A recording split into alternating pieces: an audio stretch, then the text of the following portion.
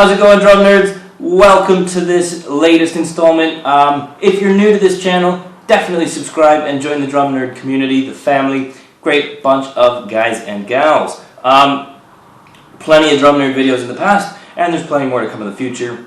If you haven't seen, I did a video about the drum dial when I was in Canada and I didn't have it, but now I'm back in England and I do have it, so I'll link that video somewhere here to go and check out exactly what the drum dial does and what it's all about. But the basic rundown is it gives you accuracy and efficiency, so you can really accurately and really quickly tune the drum. It works off a tympanic pressure, so you get the most even and accurate tuning of each drum. It gives you a chart here, which I will show in better detail, but maybe take a screenshot there.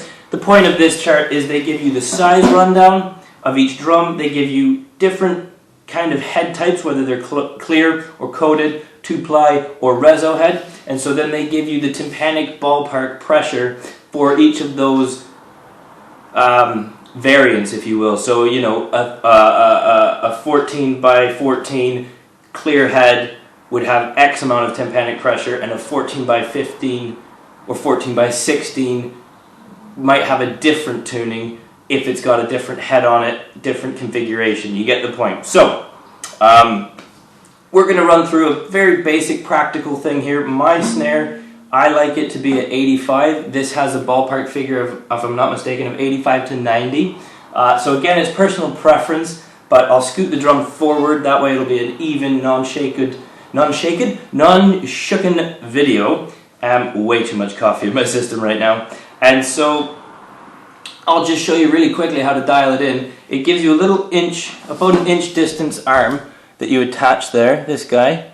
And that makes you absolutely guaranteed to have the same distance at every lug, which allows you to, again, most accurately get the pressure and the tuning. So, I will get that going right now for you. I will scooch forward and show you this fantastic Ludwig.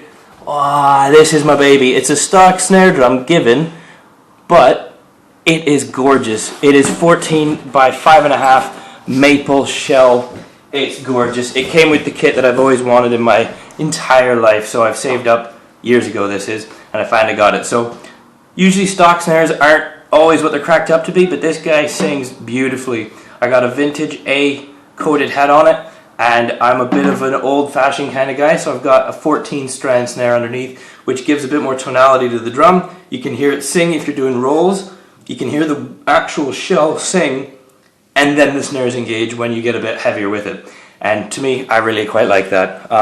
When you're really laying into it though, you also get the life of the drum, and it's not just as choked, because when you get those 32, 34s, 24 strands, all you hear is just that snare crack.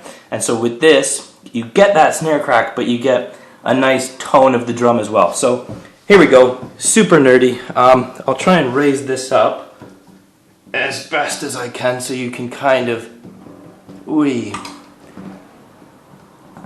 there, that should just about do it. Whew. Right, so I apologize if it's too far to see, but right now that is coming in at 83 or 84. So we're going to go around. I want this to be 85. Currently it's at 84.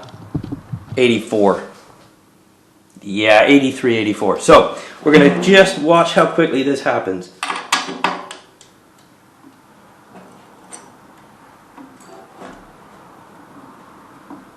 Him. He's fine. He's a little bit over. Whoop. Cool. He's a little bit over. He's fine. Good that you can still see me. Yep, he's fine. This guy needs to come up by about 1. He's 83 and a bit. Good. That guy's bang on. That guy could come up a smidge. Don't do this when you've had too much coffee. And he could come up a bit. There. So now, the theory is that should be as close, if not on 85 as it could be. Look at that. Here, I'm going to let you zoom. I'm going to zoom that in.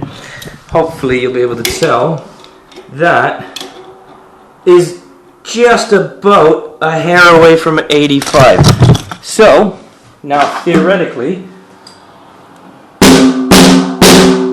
right? So, obviously this mic might not be picking it up so well. It's a bit cracky. It's not exactly a properly recorded drum. But what was that? About a minute, 40 seconds? And boom, we've dialed it in. You can put that in the center and you're looking at 85. So obviously you can crank that up to 90 if that's how you feel. But that is pretty much how it goes. I wanted to make a longer video, but I don't really need to because this is so efficient. Again, as I say, this is just a chart that they give you with it to roughly ballpark where you should put your drums. The good thing about it as well is on the back, hey, trying to get in shot here, on the back it gives you a chart, and so you can then, with your toms and everything, and it gives you a toms list, it gives you a snare list and a bass drum list. So then when you find the sweet spot for your drums, your wood, what you want, how your genre most applies, you can then write in what the tympanic pressure is that you go for, and then you can just always aim to set it at that. You don't have to look back at the chart and go, well, it's between this and this, so where do I live? You know, you can just get it done. You write that in, and it's memorized, it's written down, it's always there. So that is the long and short of it. You know, if I take this snare, if I throw the snares off and have a listen to that now, you still get some snare engagement, obviously, because it doesn't drop it absolutely. But if I try and stuff those out, yeah, you're not gonna get a non-snare engaged thing on this. It's quite a high snare bed there. But the point being is now this is ready to go. This is in tune with itself. Obviously, I didn't flip it over and do the bottom, but I checked that before I did the video, and to me, I've got the bottom where I want, which is about, again, 85, 90. It's a little bit higher, but yeah, that's the drum dial. Again, it's about 80, I think it was 85 pounds. Best investment.